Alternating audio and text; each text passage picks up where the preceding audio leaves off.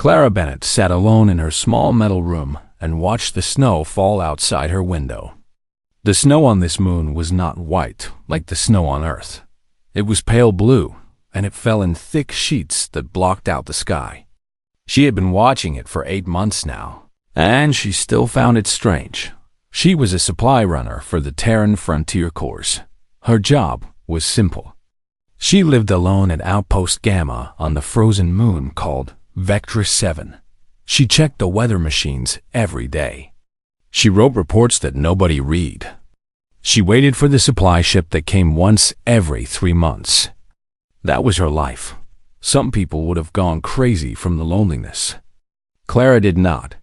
She liked the quiet. She liked having no one to answer to. She liked the way the blue snow looked when the pale sun broke through the clouds. It was peaceful here, in a way that Earth had never been. Her outpost was small. 1 room for sleeping. 1 room for working. 1 room for eating. A storage area filled with food and equipment. That was all. But it was warm, and it was safe, and it was hers. On that day, the day everything changed, Clara was eating her lunch when the alarm went off. The weather computer was screaming at her. She put down her food and walked to the screen. What she saw made her stomach drop. A radiation storm was coming from the east. A cold front was coming from the west. The computer said they would meet directly over her outpost in 6 hours. When they met, the temperature would drop to minus 160 degrees. The wind would blow at 200 kilometers per hour. Nothing could survive outside, and that Clara had seen bad storms before. This was not a bad storm. This was a killing storm. She started her emergency routine. She checked the power systems. She sealed the doors. She made sure the heating units were working. She did everything the manual told her to do. By the time she was finished, she had 4 hours left before the storm hit.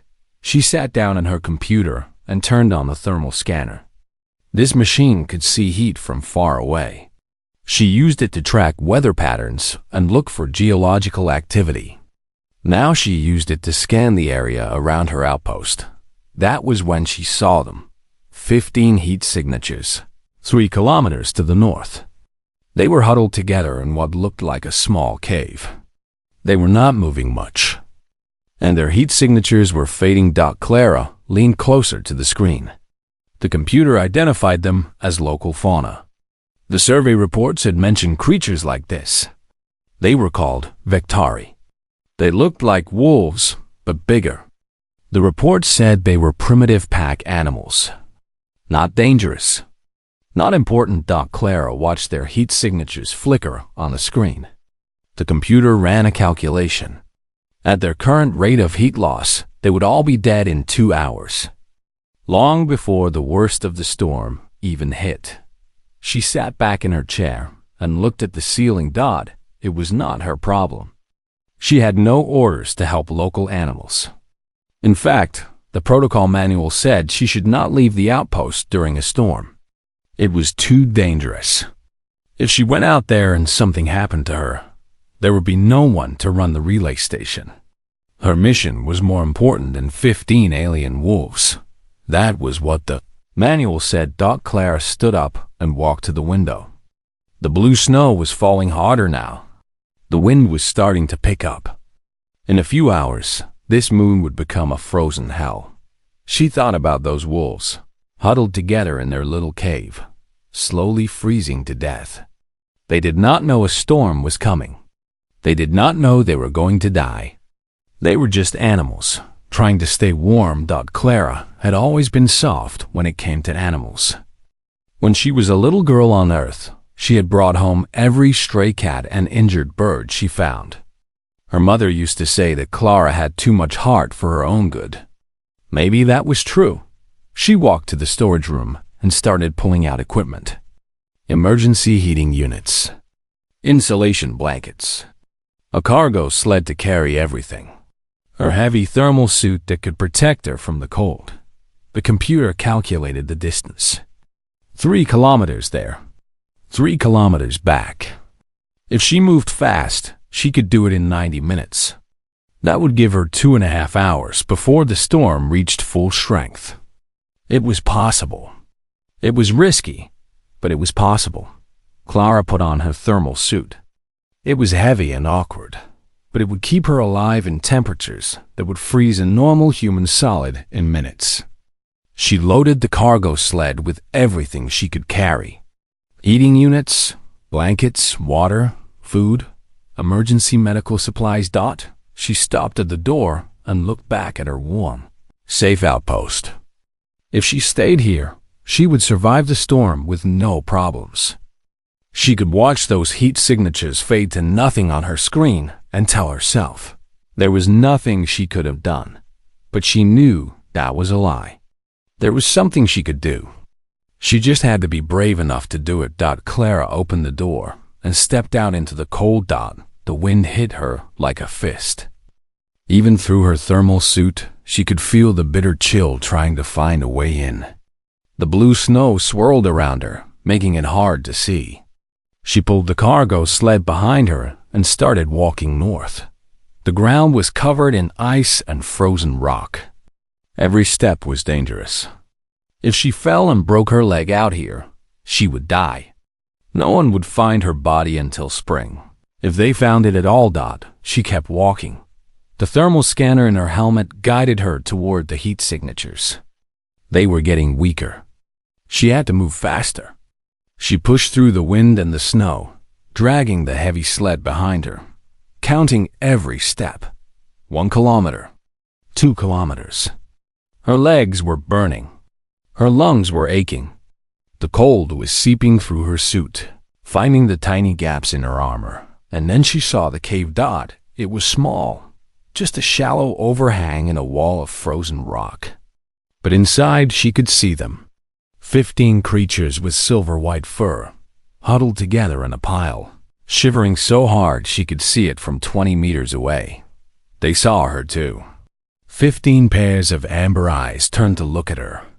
They did not run. They did not growl. They just watched, with something in their eyes that Clara could not quite understand. She pulled the sled up to the cave entrance and started to work.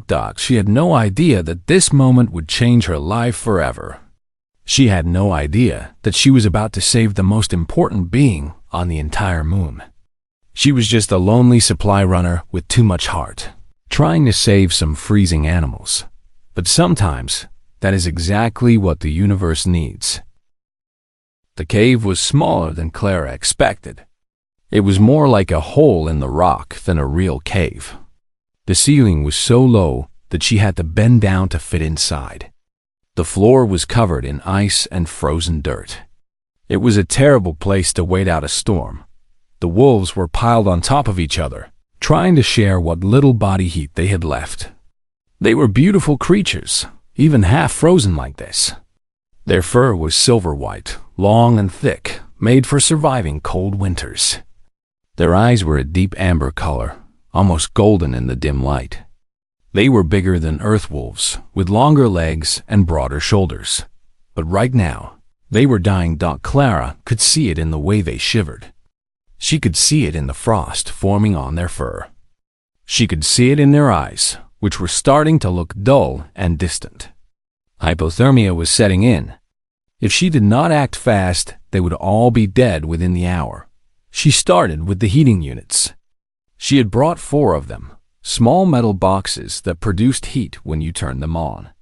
She placed them in a semicircle around the cave entrance, creating a wall of warm air between the wolves and the killing wind outside. The effect was immediate. The temperature inside the cave started to rise. The wolves watched her work. They did not move. They did not make any sound. They just watched with those strange amber eyes, as if they were trying to understand what she was doing. Clara turned to look at them, trying to figure out who needed help the most. That was when she noticed something that made her heart hurt. One of the wolves, the smallest one in the group, was lying at the very edge of the pile. The others had pushed him to the outside, where the cold was worst. He was shivering so hard that his whole body was shaking. His eyes were half closed. His breath was coming in short, weak gasps. The others were letting him freeze. Clara had seen this before in animal packs. When resources were limited, the weakest member was sacrificed so the strong could survive. It was nature. It was cruel, but it was nature. But Clara was not nature. She was human. And humans did not leave the weak to die. She grabbed one of the insulation blankets and walked toward the small wolf. The others tensed as she approached, but they did not attack. They just moved aside, making room for her to reach him. Clara knelt down beside the small wolf and wrapped the blanket around his body. His fur was so cold that it felt like touching ice. She could feel him shivering through the thick material of her gloves. She looked into his eyes. They were amber like the others, but there was something different about them. Something deeper.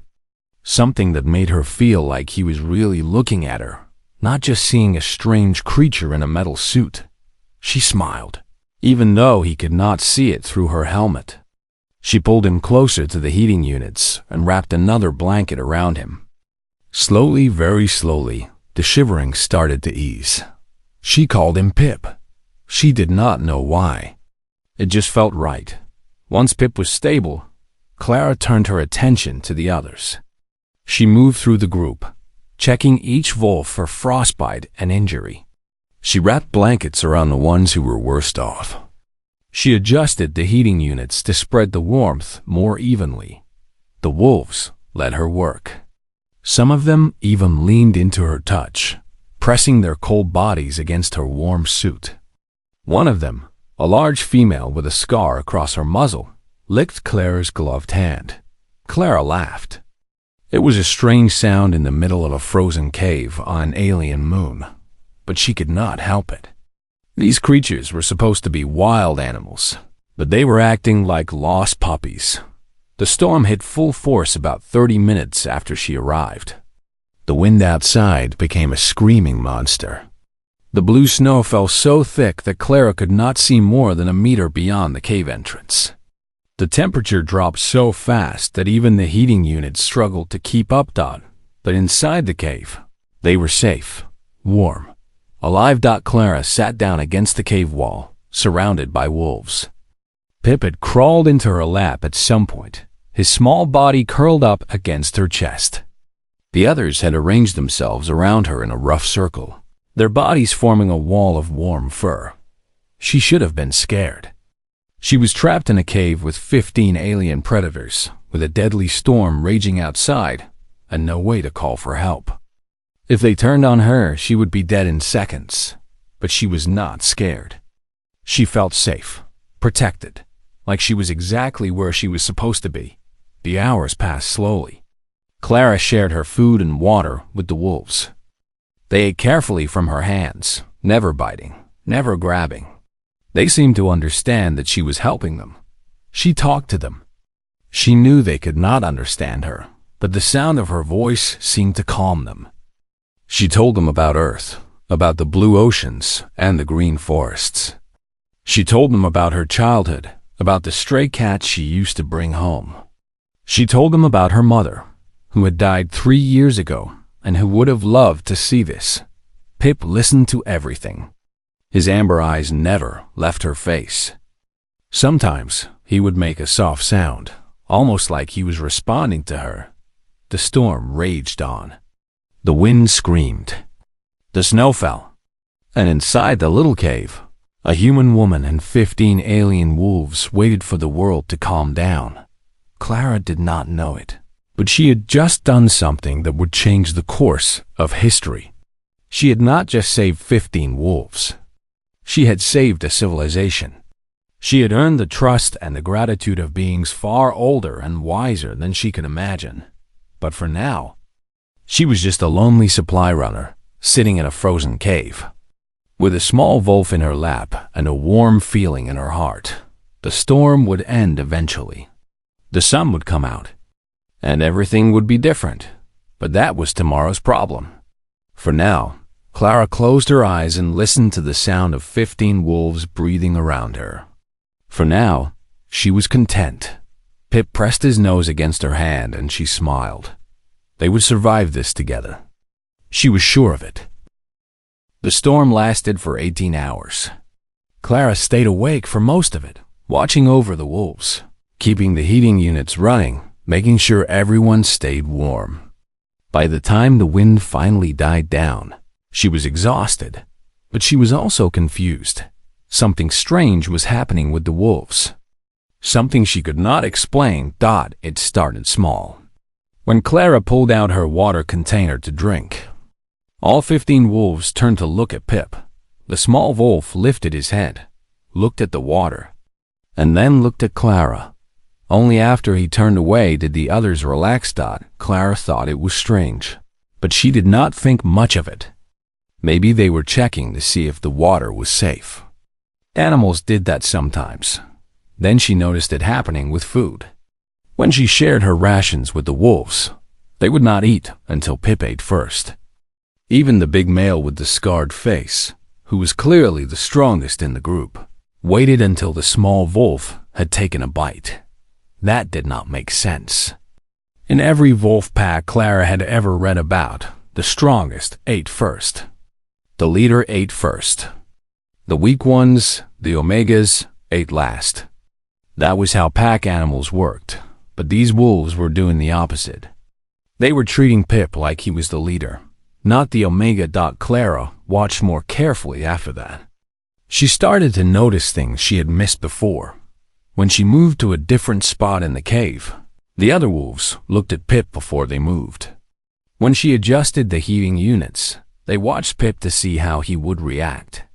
When she spoke, Pip was the only one who really seemed to listen. The others watched him watching her. It was like he was translating for them. Like he understood something the others did not. But that was crazy. They were just animals. Smart animals, maybe, but still animals. They could not possibly understand human speech, could they? The more Clara watched, the more she doubted herself. The wolves did not act like any animals she had ever seen. They communicated in ways that seemed too complex to be simple instinct. Their calls had patterns, almost like words. Their gestures were precise and deliberate. When they looked at each other, they seemed to be having conversations. And the way they treated Pip was the strangest thing of all. At one point, Clara stood up to check the storm conditions outside. As she moved toward the cave entrance, the other wolves parted to let her pass. But they did not just move aside randomly.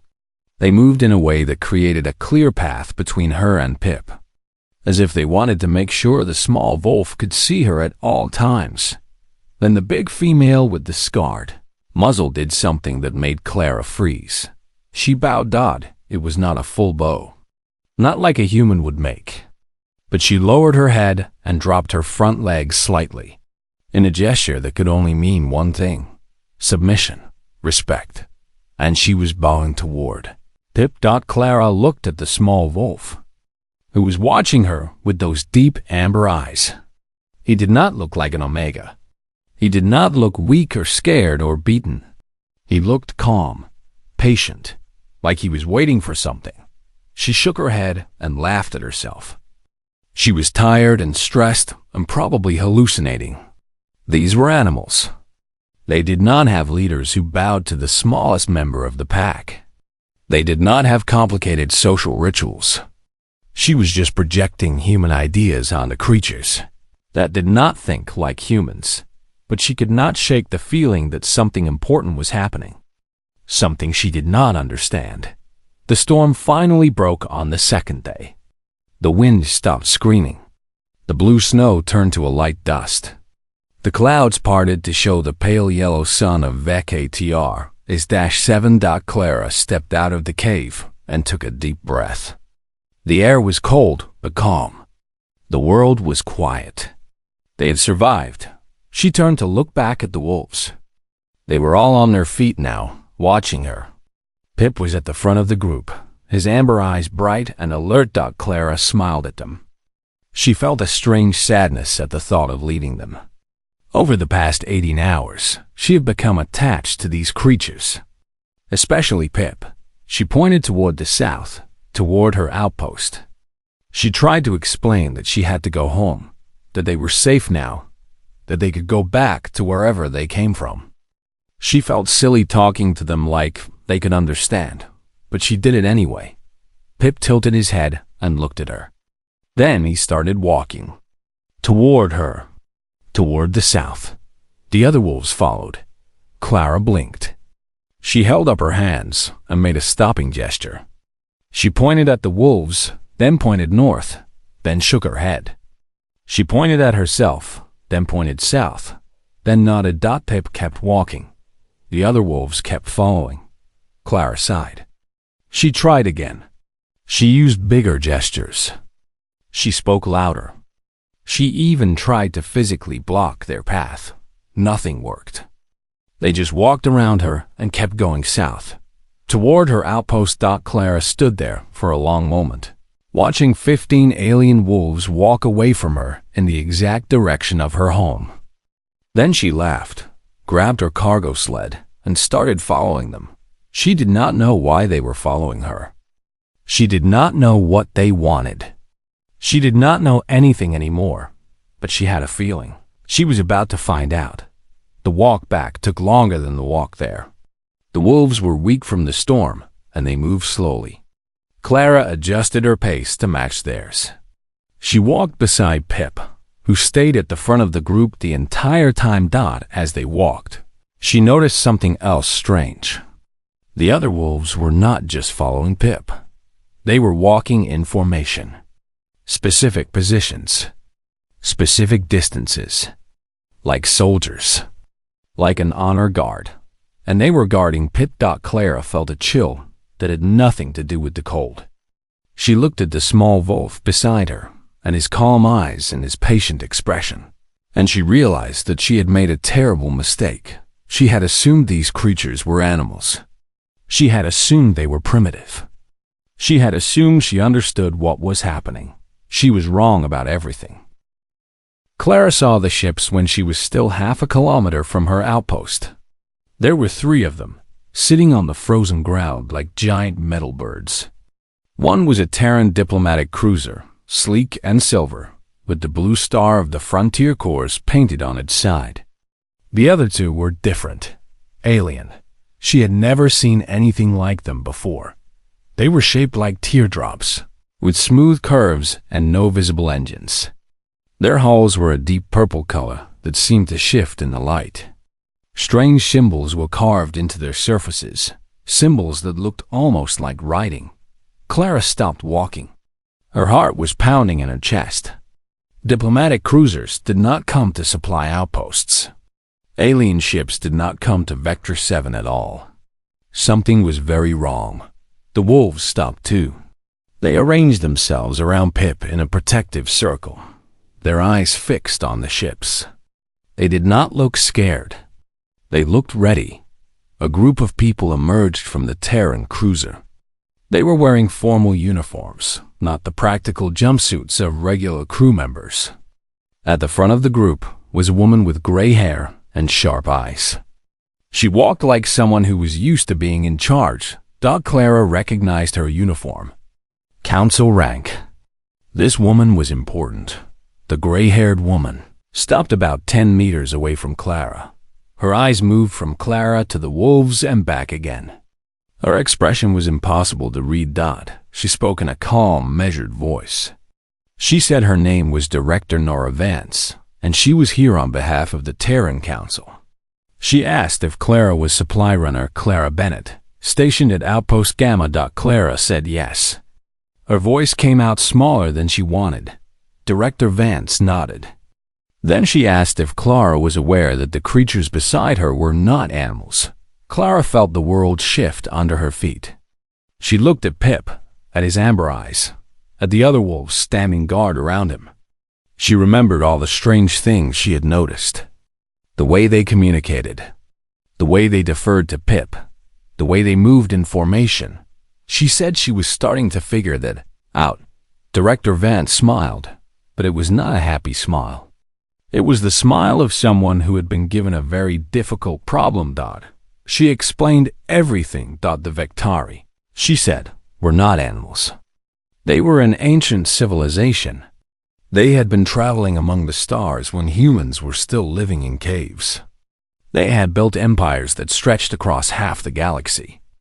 They had created technology that humans could not even imagine. Then, 300 years ago, something terrible happened. A war so destructive that it nearly destroyed everything. The HFY had won, but the cost was too high. They had lost too much. They had become something they did not want to be, so they made a choice. They abandoned their technology. They abandoned their cities and their ships and their weapons. They came to this frozen moon and chose to live simply, as their ancestors had lived before they reached the stars. They wanted to find their way back to who they used to be, back to being good. But they needed a sign that the universe had changed, a sign that other species had learned the lessons they had learned, a sign that it was safe to return. Clara listened to all of this with her mouth hanging open. She looked at the wolves, at Pip, at the alien ships sitting on the frozen ground. It was too much. It was all too much. Director Vance continued. The HFY had a tradition, she said. Their leader, their true alpha, would sometimes walk among the people as the lowest of the low. He would take the form of the weakest member of the pack. He would be treated as nothing. He would suffer and struggle and see how his people truly behaved when they thought no one important was watching. It was a test of the people's character. Clara's blood went cold. She turned to look at Pip, at the small wolf she had wrapped in a blanket and named after a character from a book she loved as a child. Director Vance confirmed what Clara was already thinking. The wolf she had saved, the smallest one, the one the others had pushed to the edge of the pile to freeze, was not an Omega. He was the Vectoron, the true alpha, the spiritual and political leader of the entire HFY species, and the HFY had failed their test.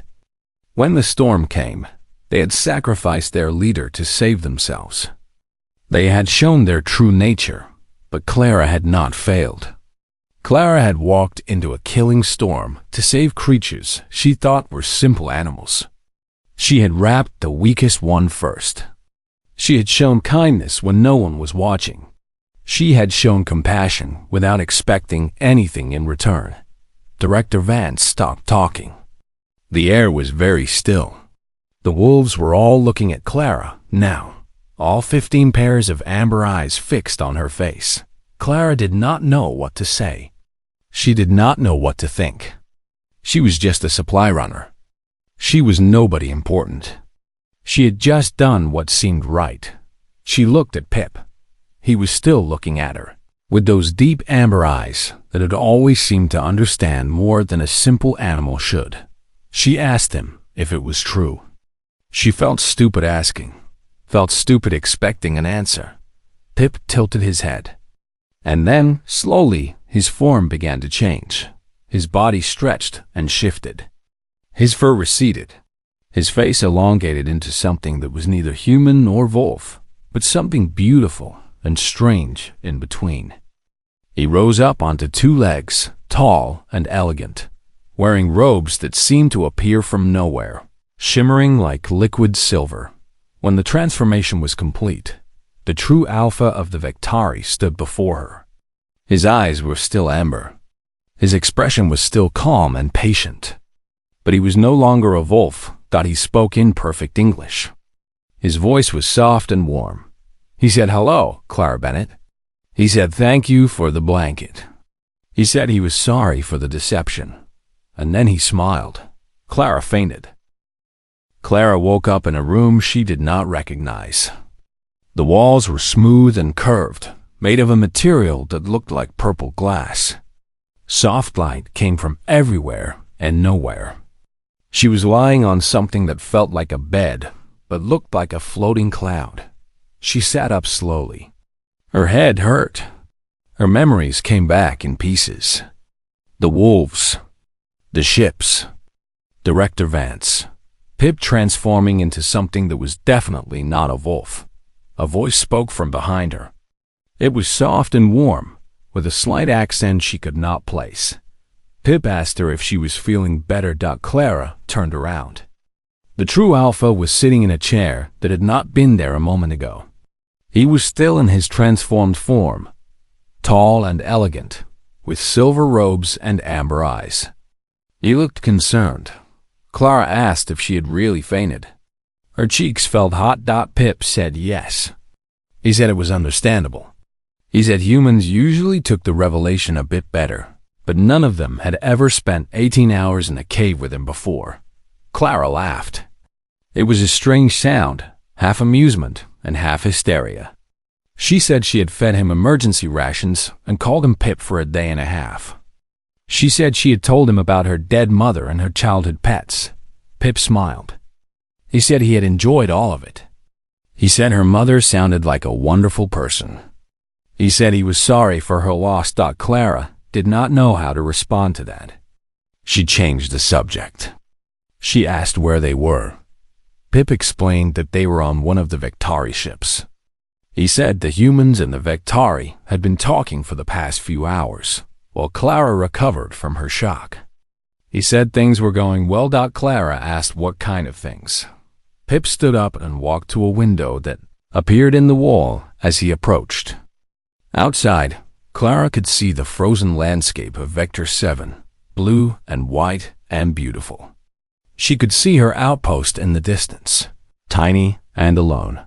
He told her that the Vectari had been waiting for 300 years, waiting for a sign that the universe had changed, waiting for proof that other species could be trusted.